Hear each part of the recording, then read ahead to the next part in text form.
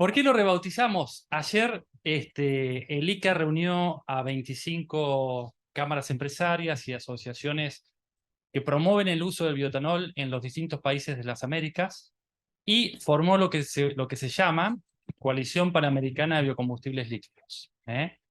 Eh, Obviamente, el objetivo de esta coalición está bien definido, es coordinar el trabajo, es promover el consumo y uso sustentable de los biocombustibles. Allá tienen todas las asociaciones que se han sumado. Entonces, en vez de hacer un panel solamente de Centroamérica, quisimos hacer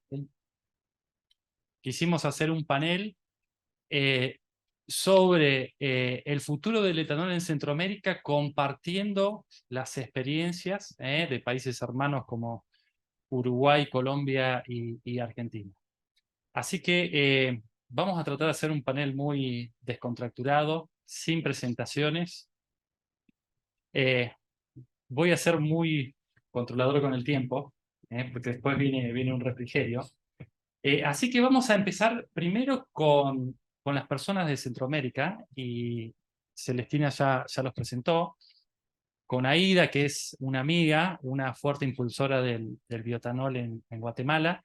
Así que Aida, la primera pregunta que te quiero hacer, y por favor muy, muy sintético, ¿cuál es el estado actual del etanol en Guatemala y cuáles son las expectativas que ustedes como asociación tienen para el futuro desarrollo del etanol combustible?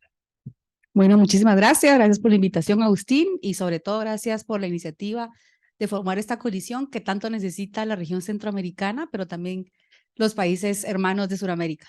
Bueno, les cuento que Guatemala tiene legislación, una ley de alcohol carburante desde 1985, y lo cual es irónico, ¿no? Porque tenemos una ley vigente, pero inoperante.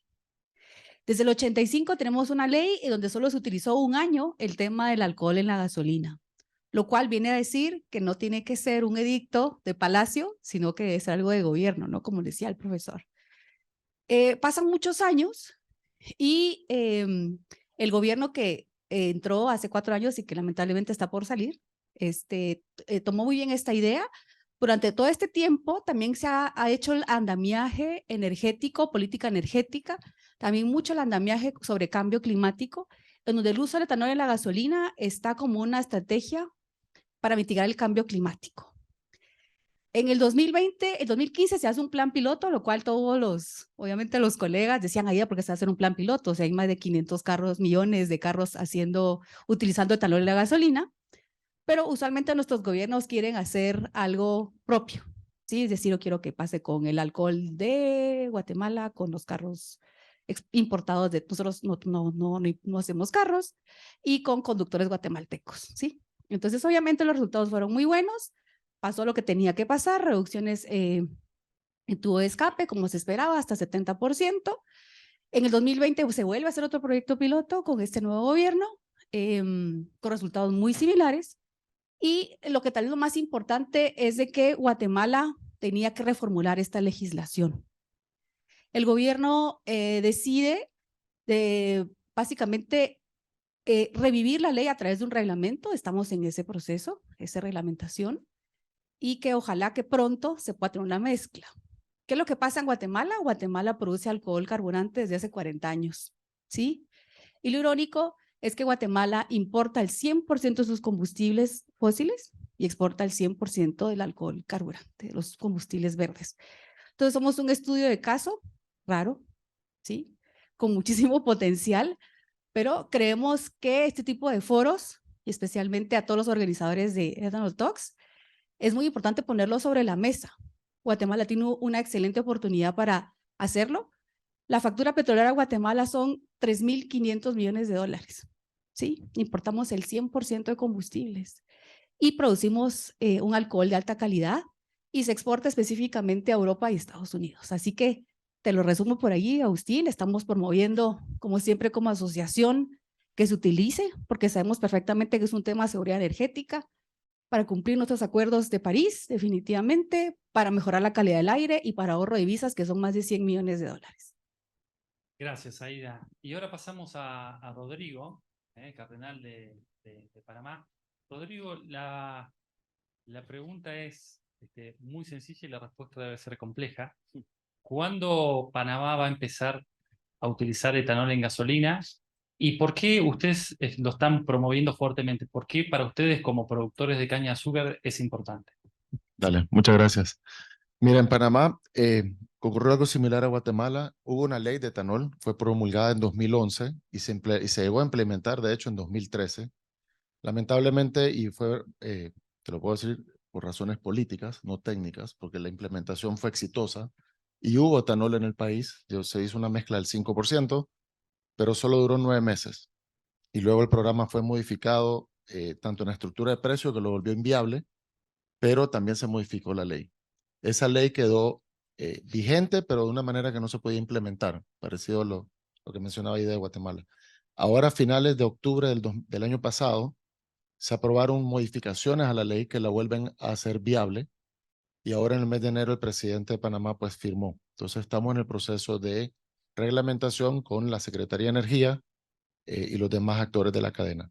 Lo que se aprobó habla de una implementación del año 2024, pero eso fue aprobado en octubre del 22. Entonces creemos que realmente, a como van los tiempos, que no hay una fórmula de precio, que todavía no está la reglamentación, probablemente se empuje hacia el 2025. Panamá es un poco diferente, sí, es un país que importa el 100%, pero digamos, toda la importación y toda la industria es sector privado. No hay una empresa estatal, digamos, que maneja las importaciones, es sector privado, sector privado. Y otra diferencia versus Centroamérica o Guatemala es que en Panamá nosotros tenemos solo 22.000 hectáreas de caña. Es un sector más pequeño, digamos, proporcional a la población, y que realmente el sector produce azúcar para el consumo país y cuota americana. Entonces, el entrar en etanol no es cambiar mercado, es literalmente sembrar el doble del área que existe, porque habrá que atender ese nuevo mercado. Entonces, ese trae otras connotaciones que le va a permitir a esta industria, que en Panamá tiene más de 100 años, realmente tener ese empuje y poder crecer. Entonces, sí se le está dando el enfoque medio ambiente, el tema de divisas, seguridad energética, pero hay un componente muy grande que la economía del país está más enfocada al servicio en la ciudad. Y esto viene a impulsar el agro, que realmente el país también lo necesita. Entonces, por ahí es que nos estamos enfocando. Hay 4 ingenios, todos están apuntados a través de su CALPAF. No, agradecidos de habernos incluido en la coalición. Y yo creo que estos eventos y el empuje de todos los gremios de otros países que nos puedan ayudar, realmente es como el último empujón que se necesita para echar a andar estos programas. Gracias, Rodrigo. Patrick Adam es director de la Cámara de Bioetanol de Maíz de Argentina. Le toca estar en un país que tiene una mezcla del 12% de etanol, que hace 20 años prácticamente que la economía crece un año, el Producto Bruto cae al otro, crece un año, cae al otro, y que este año tiene una inflación acumulada de más del 100%, ¿no? Entonces te voy a hacer, a veces yo me toca ser un poco de psicólogo de Patrick estando acá en Costa Rica, cerca de la playa, con baja inflación. Entonces, a propósito, le voy a hacer una pregunta. Patrick, contale esa ida eh, y, este, y al señor Cardenal, ¿qué han hecho bien en Argentina para, a pesar de tener una economía con tanta inflación y tan inestable, tener una mezcla de etanol que es una de la tercera más grande en proporción después de Brasil y Paraguay? No sé que la pregunta es difícil, pero confío en vos. No, me había preparado para todo lo contrario, para explicar todo lo que no había que hacer, pero vamos a tratar de rescatar algunos elementos. En rigor, el programa empieza de etanol empieza en los años 80 del siglo XX. El primer programa se llamaba el CONAFTA, duró un año hasta que explotó con la inflación y demás. Una pena, se había empezado con un corte del 15%. Especialmente con alcohol, no, exclusivamente con alcohol del norte del país, que se hacía en base a caña de azúcar, explotó. Queríamos imitar a nuestros hermanos brasileños que tanto admiramos, y no lo logramos. Y de ahí pegamos un salto hasta el 2006, que no por razones ambientales, sino por razones de falta de combustible, de importación de combustibles fósiles, en donde se instaura un programa bastante bien pensado y, bueno, en rigor de corte, parece una planificación soviética, ¿no? Donde el Estado decide de todo, decide cuál es el corte, quiénes son los que van a entregar ese corte, cómo se va a distribuir entre una materia prima y otra, cuál va a ser la fórmula de precio, quién va a retirar el etanol en la puerta de la planta, y todo, absolutamente todo el Estado. Por lo tanto, el riesgo de mercado para el productor desaparece, y hay una fórmula de precio que garantiza cobertura de costos más rentabilidad razonable. Espectacular. Muy lindo. El tema es que este tipo de políticas que elimina el riesgo de mercado, nadie compite contra nadie, somos todos amigos, nos queremos, termina en que se hacen poco sustentables en el tiempo. Había una fórmula de precio muy generosa en un inicio y en determinado momento se terminan los recursos, hay otras prioridades, hay otras urgencias, y empieza a hacer ruido el esquema tan planificado, tan soviético, digamos, en su esencia. Sin embargo, se ha mantenido una política de Estado. Se ha mantenido el corte y fue creciendo en la medida que la Argentina necesita cubrir importaciones de combustible fósil. La Argentina es un país que no tiene divisas, no tiene dólares, está en una crisis de balance de pagos, no se puede importar nada porque están prohibidos. Y en ese sentido, a pesar de eso, el año pasado importamos $1.000 millones en combustibles fósiles que son perfectamente reemplazables por bioetanol. Esta es básica, estoy pasando muy rápido, una historia con congelamiento de precios, reducción de volúmenes, etc.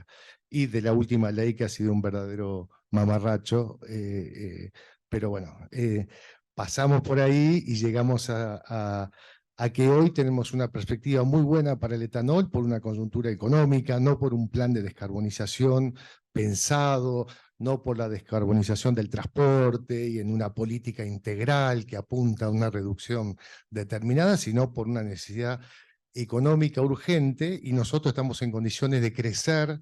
Tenemos 54 millones de toneladas de maíz al año, acá tengo el representante de los productores del maíz de Argentina, 54 millones, y la Argentina no utiliza un 30% o menos de ese maíz para darle valor, que sí que exporta grano de maíz sin darle valor agregado, contrariamente a Brasil y contrariamente a lo que hace Estados Unidos. Entonces tenemos una oportunidad única de dar valor agregado, de dar trabajo en las provincias argentinas, de aportar sustentabilidad y de reemplazar esas importaciones que tanto le duelen al Banco Central.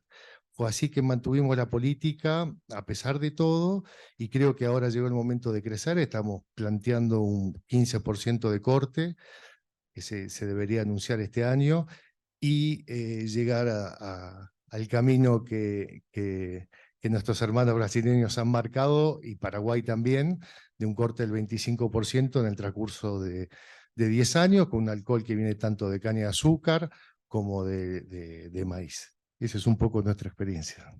Gracias, Patrick. Bueno, cerraste con un mensaje de esperanza. Sí. Entre medio te pusiste un poco, pero no importa. No importa, pero ahora es raro porque del otro lado del Río de la Plata tenemos los hermanos uruguayos que hablan muy parecido, toman mate, hacen asado, y es un país mucho más organizado, ¿no es cierto, Álvaro? Desde esa otra, si se quiere, constitución institucional, o desde un país con, digamos, una macroeconomía más estable. Contanos un poco la experiencia del etanol en Uruguay, y si querés contanos un poco la empresa de Alur, ¿no? Porque quizá hay ciertas similitudes con Costa Rica, sobre una petrolera estatal. Bueno, sí. Sobre todo lo que decías inicialmente, que es que somos un país estable, con seguridad jurídica, estabilidad económica, social, y de alguna manera lo que dicen los ticos de sí mismos y perciben es lo que se dice de nosotros en Sudamérica, ¿no? Así que bueno, por ahí tenemos un contexto bueno. En realidad, bueno, tenemos una petrolera estatal en un país que no tiene petróleo, que tiene el monopolio de los combustibles.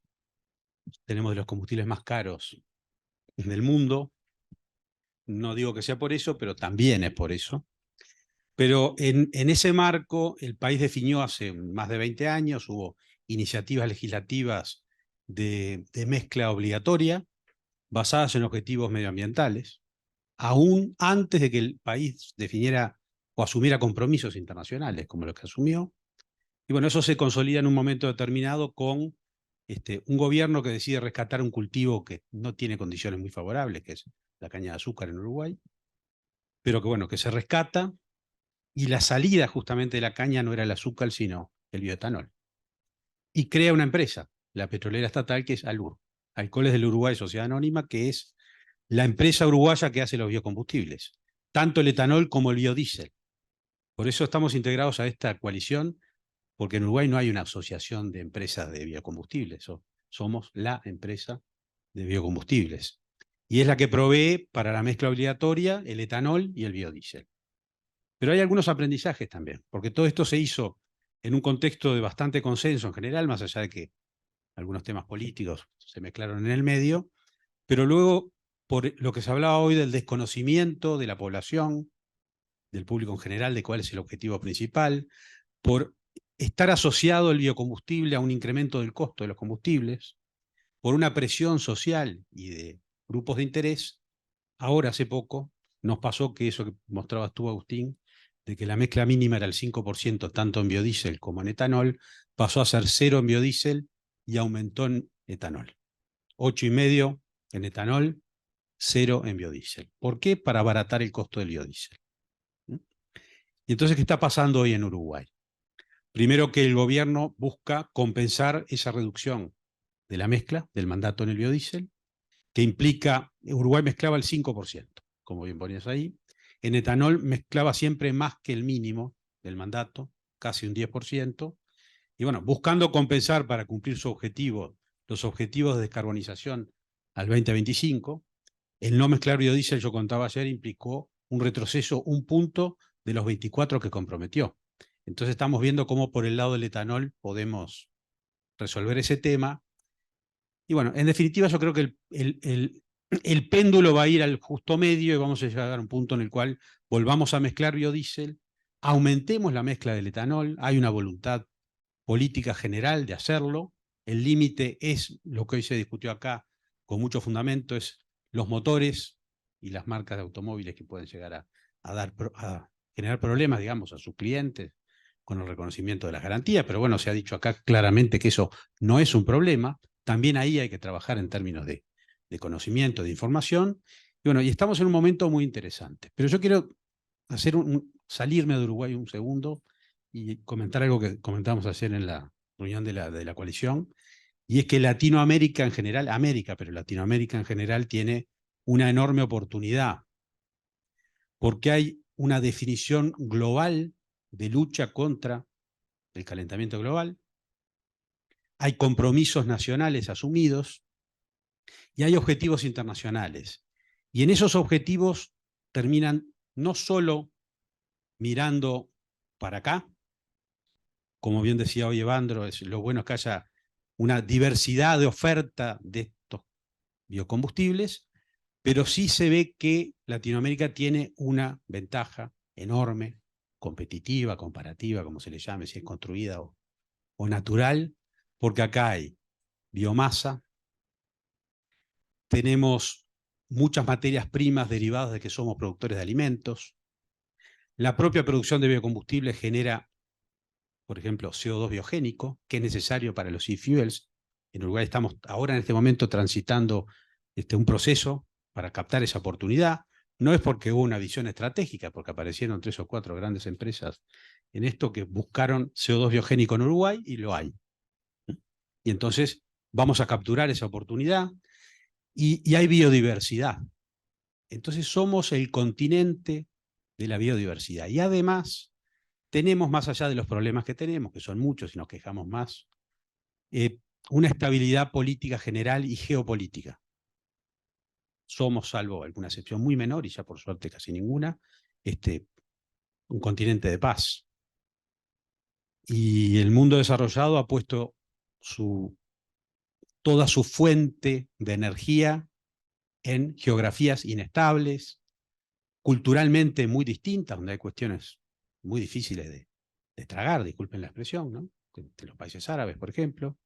Entonces creo que hay un contexto muy, muy bueno, tanto en la conciencia interna de los países para generar justamente la necesidad y bueno, el uso de los biocombustibles, sino también una oportunidad internacional.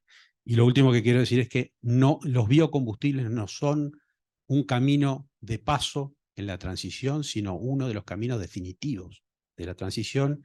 Y como bien decía hoy Abreu, es complementario, van a convivir todos y ahí estamos muy bien posicionados. Perfecto, Álvaro. Muchas gracias. Coincido con el punto que vos sostenés de que las Américas pueden ser proveedores de seguridad alimentaria y de seguridad energética. Cuando estalló el conflicto entre Rusia y Ucrania, nosotros hicimos un estudio que marcaba que un poquito antes de la pandemia, las Américas importaban 8 millones de barriles equivalentes de petróleo, industrializando los excedentes exportables de caña, maíz y aceites. Rápidamente la mitad de ese petróleo y de los derivados de petróleo que se importaban se podrían reemplazar por biocombustibles, ¿no? Así que ese es un número grande para transmitir a la audiencia. Bueno, Carlos Mateus de Fede Biocombustibles. Agustín, Carlos, aquí a tus órdenes. te pediría, gracias por estar con nosotros primero. ¿Qué recomendación, vos, dada tu trayectoria en la Federación de Fede Biocombustibles de Colombia, qué recomendación le darías a un país como Costa Rica, también a Guatemala y a Panamá, que recién están comenzando a dar los primeros pasos en materia de bioetanol?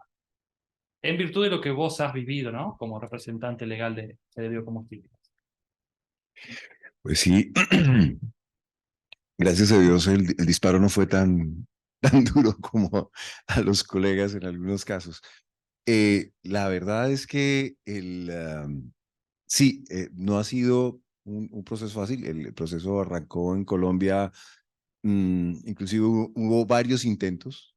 De hecho, en los años 80 hubo un primer intento de arrancar con el programa de bioetanol, pero el descubrimiento de algunos yacimientos importantes de petróleo dieron al traste con esta iniciativa. La iniciativa partía de la petrolera colombiana, de Ecopetrol, y había ya toda un desarrollo alrededor, inclusive buscando temas regulatorios, pero aparece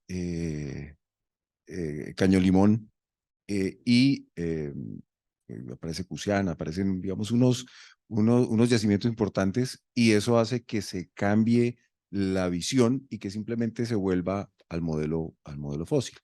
Posteriormente, claro, y hablo de yacimientos es porque uno de los elementos que hemos siempre planteado al regulador, al gobierno y al legislador es los biocombustibles constituyen hoy, la suma de los dos, constituyen más o menos el cuarto campo petrolero más importante de todos los que hay en Colombia. Colombia no es un país petrolero, es un país con petróleo. Pues estamos produciendo en este momento cerca de 780, 800 mil barriles día calendario. Pero digamos que nosotros somos ya el quinto, entre el cuarto y el quinto yacimiento equivalente a ese yacimiento, y eso, sí, pero con una diferencia, que no declina. Un campo petrolero declina en 20 años, nosotros no declinamos, y eso ha sido una constante para darle, digamos, esa fuerza al criterio de independencia energética que es tan importante. Pero aparte de eso, digamos que siempre la sostenibilidad es social, ambiental, económica y, por supuesto, energética. Y dependiendo los tiempos y dependiendo las políticas, el eje va moviéndose de un lado al otro, ¿no? Primero energético, luego ambiental. En este momento, decíamos, de coyuntura es la disponibilidad como el driver que lleva esto. Pero parte de la, digamos, hubo esa conjunción de factores que se logró en 2001, cuando sale la ley del etanol, y finalmente en 2004 empieza la producción del etanol. En 2004 también sale la ley del biodiesel, y entonces empieza todo este proceso y empezamos a crecer de una manera consistente. El mandato original siempre fue el 10 y se ha mantenido de alguna manera hasta que antes de la pandemia y con ocasión de la pandemia y por temas agroclimáticos, pues hemos tenido unas variaciones de mezcla en los últimos años. Pero también, digamos, hay importantes lecciones aprendidas. Por ejemplo, una cosa que estamos buscando mejorar, claro, estamos hablando de un mecanismo como el argentino, en donde definitivamente es el gobierno el que dice cuál es el tamaño de la mezcla, dice cuál es el precio de venta, dice quién le vende a quién, cuál es el tamaño del mercado, pero hay una dificultad adicional, y es que hay un espacio de libre competencia que es precisamente en el labor más pequeño, que es el de los biocombustibles. Y entonces resulta que el precio del biocombustible, que es un precio regulado, es un precio de referencia.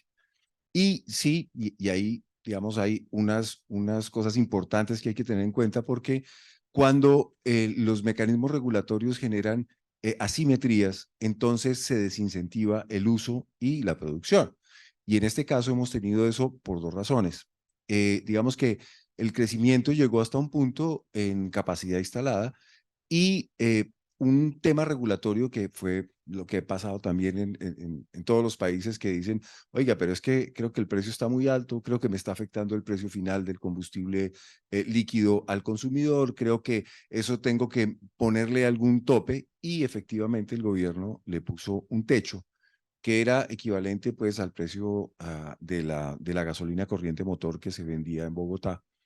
Y eso duró mucho tiempo. Eso lo que generó fue un desincentivo en las inversiones para la generación de la capacidad instalada. Porque al final en etanol, digamos que existe la materia prima, existe la sembrada, tenemos 250.000 hectáreas de caña sembradas en Colombia, otras 250.000 hectáreas de caña panelera, que en un momento dado, digamos, tienen podrían tener eventualmente una incidencia, pero que se mueve en otros mercados distintos.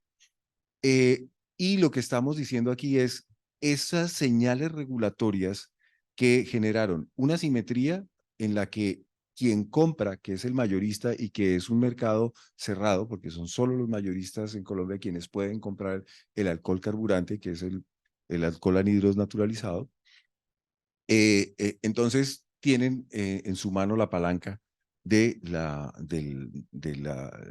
demanda, y son quienes al final en un momento dado ponen el precio. Y eso genera, por supuesto, un desincentivo. Y el otro desincentivo es que el precio tope pues también estaba muy por debajo, llegó a estar inclusive prácticamente a la mitad de lo que era lo que debía ser el precio según la metodología que se había establecido para Colombia. Entonces, eso generó esa dificultad, y llegamos al punto que en una mezcla del 10% teníamos la capacidad de responder por el 75% de la demanda, y el resto pues debía ser importado de cualquier origen. Y ese es un aprendizaje importante, o sea, o regulamos todo o desregulamos, y de alguna manera, porque los mercados abiertos pues tienen mecanismos para el manejo de la incertidumbre, y tienen instrumentos, herramientas, ¿sí? Y así funciona la gran empresa en todas partes. Pero la inestabilidad regulatoria no tiene mecanismos, porque no se sabe qué le pasa por la cabeza al regulador. Este mes, ¿cómo va a salir? ¿Va a sacar la reducción? ¿No la va a sacar?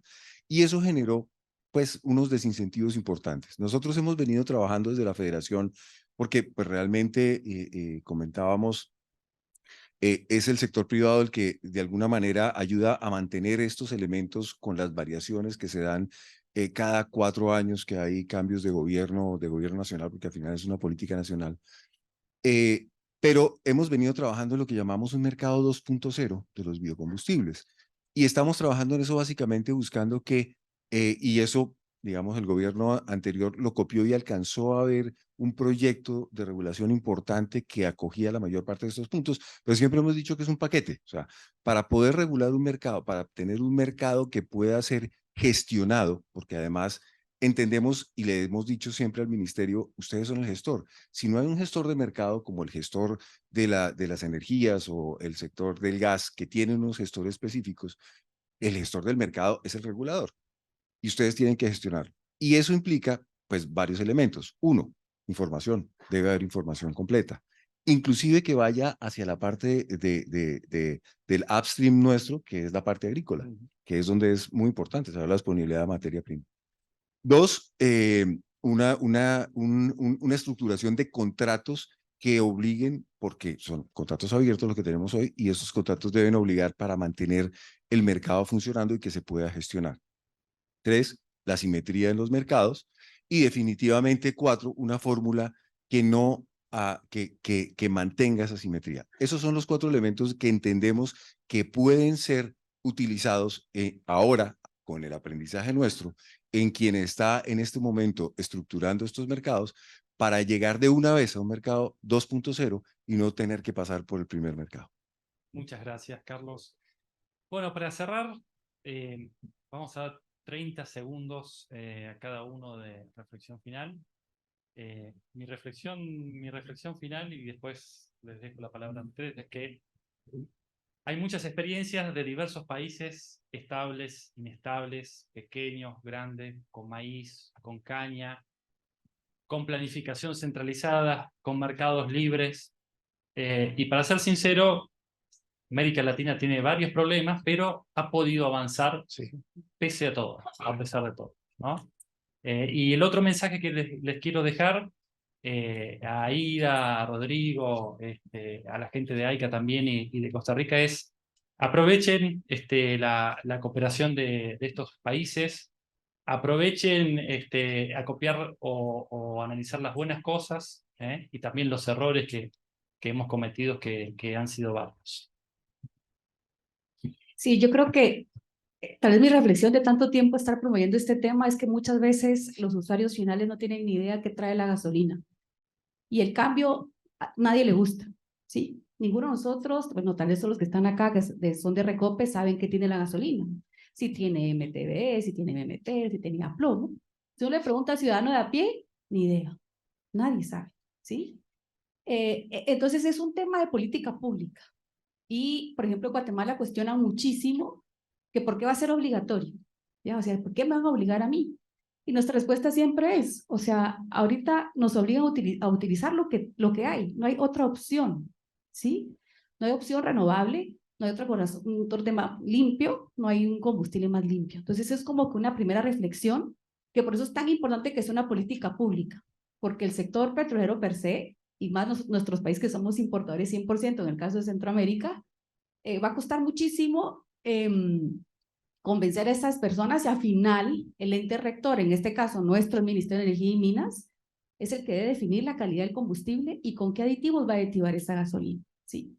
Entonces, a través de las políticas públicas que tienen que saber por qué lo hacen, esto también es bien importante, y no solamente, y la percepción está, bueno, lo vamos a hacer para bajar de precio, es como que la primera percepción del ciudadano de a pie, pero no visualizan los beneficios colaterales que se tienen. El tema de seguridad energética para Centroamérica es sumamente importante porque toda la región centroamericana importa el 100% de los combustibles, 10.000 millones de dólares que llevamos esto para afuera, específicamente Estados Unidos y otros países. Entonces es un tema estratégico para los países centroamericanos, es un tema de seguridad energética, es un tema de calidad del aire, es un tema de cambio climático, y eso el ciudadano de a pie no lo visualiza. Entonces, por eso es tan importante las políticas públicas y que realmente aprendamos unos de otros. Ojalá, me voy muy contenta.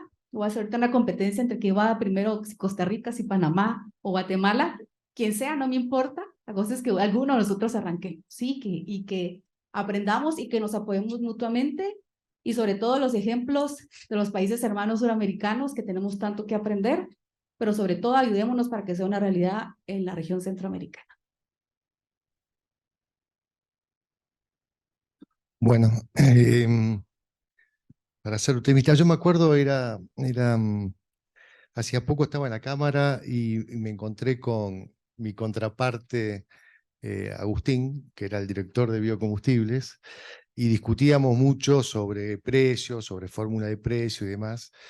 La ley indicaba que tenía que tener una fórmula, trabajamos mucho tiempo para encontrar la fórmula adecuada, que sea razonable.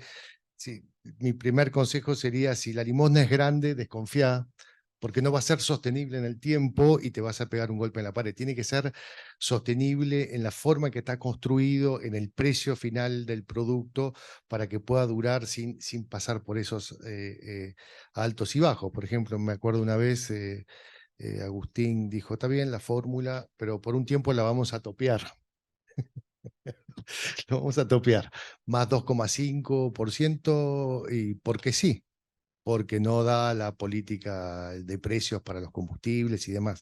En algún punto creo que la conclusión a la que íbamos llegando juntos, que alguna señal de mercado vamos a tener que tener en algún momento, quizá en lo que sea el crecimiento, cuando se llegue arriba del 15%, pero una señal de mercado vamos a tener que tener para evitar estos vaivenes de la regulación pública, porque un Estado quebrado en emergencia, como es el argentino permanentemente, no va a poder sostener sus políticas. Por lo tanto, estaría bueno, no digo pasar al 100% mercado, porque ahí las petroleras son 5 en la Argentina, de las cuales una tiene el 55% del mercado. Claro, es muy grande. No podemos negociar con esa petrolera porque nos pisa la cabeza en 2 minutos. La imagen de las petroleras es Messi, y la imagen del biotanol soy yo. Hay una, es difícil, por lo tanto hay que ver contra quién se pelea, mantener una regulación, pero tratar de meter un poco de mercado y ver un poco los precios, cómo evolucionan, y competir, no tener miedo a competir para salir adelante. Continuando con el optimismo, a ver, yo lo que me llevo es que cada país tiene sus particularidades, ¿no? De mercado, de la industria, pero al final todos compartimos más o menos las mismas etapas, y viendo que nos enfrentamos, digamos, a otra parte de la industria que realmente no va a empujar esto, ¿no? Son las petroleras que son realmente en contra de esto. Yo creo que la manera de lograr un programa exitoso, el caso de Panamá, Guatemala, Costa Rica, es realmente apoyarnos en todos ustedes que ya pasaron por estas etapas. Porque una implementación que no se sostenga el precio, que no se sostenga la mezcla, que después te cambian las condiciones del partido, no va a ser sostenible en el tiempo, y eventualmente no van a haber las inversiones requeridas para llegar a una escala requerida. Entonces se vuelve como un efecto, se vuelve un loop, ¿no? Cambia algo en el camino que evita que el programa funcione bien, y ahí es donde yo me llevo un gran valor de este evento que se ha hecho, y de la coalición, y también de los apoyos directos con cada una de las asociaciones, porque es lo que decía el colega acá: si nosotros podemos evitar todas esas curvas de aprendizaje, tenemos más chance de que el programa sea sostenible, ¿no? Y creo que por ahí va, y hacer fuerza juntos también nos va a ayudar a todos, ¿no? Así que espero seguirlo viendo, creo que esto no va a ser la primera, eh, y bueno, esperemos algún día invitarlos a Panamá cuando se implemente el programa. Bueno, yo creo que lo más importante de esta ocasión es precisamente la creación de la coalición, y la creación de la coalición con la plataforma ICA. Porque ha habido muchos intentos, y lo comentábamos ayer, ha habido muchas ocasiones en las cuales entendemos, y entendiendo sobre todo a partir de las asociaciones, y por supuesto por solicitud de nuestros afiliados, que son los productores y son los que están en el campo del mercado, a buscar mecanismos que permitan utilizar la fuerza común de todos, porque al final sí, hay competencia, hay mercados internacionales, hay diferencias, pero también hay muchas cosas que nos acomunan y que nos juntan.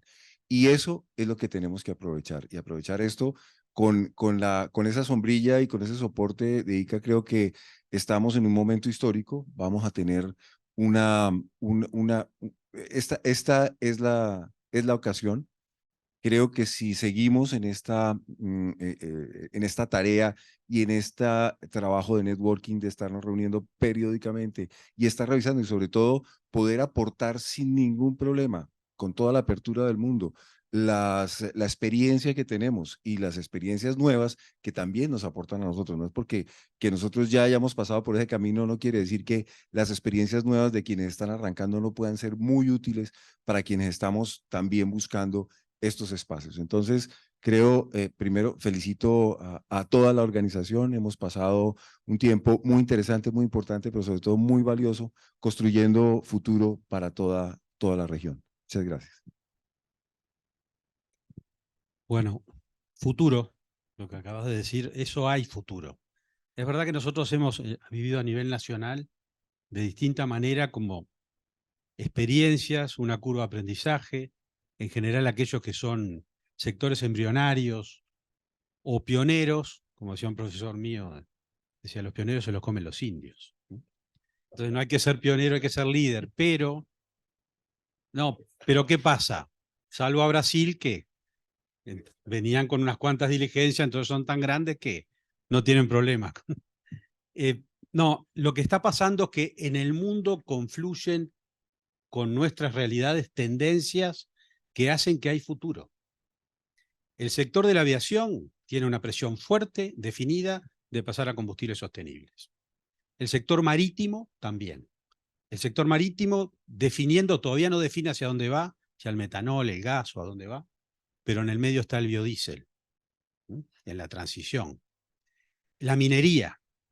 Nosotros que hemos tenido que salir a vender biodiesel afuera, a través de traders, obviamente, no directamente, hemos mandado algún embarque a Europa y otro a Perú. Entonces, hay sectores, la aviación y el marítimo son responsables de casi el 5% de las emisiones y son fáciles, digamos, de presionar en ese sentido y van hacia ese lugar. Y las rutas de la transición de la aviación, que lo vimos en estos 2 días anteriores y hoy también en parte, son 4.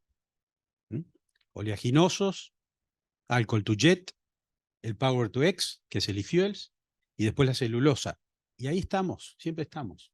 Cuando van para ese lugar, el mundo, donde nos encuentra a nosotros, donde estamos, los que hacemos biocombustibles, en un lugar o en otro. Así que hay muchos desafíos, pero hay mucho futuro.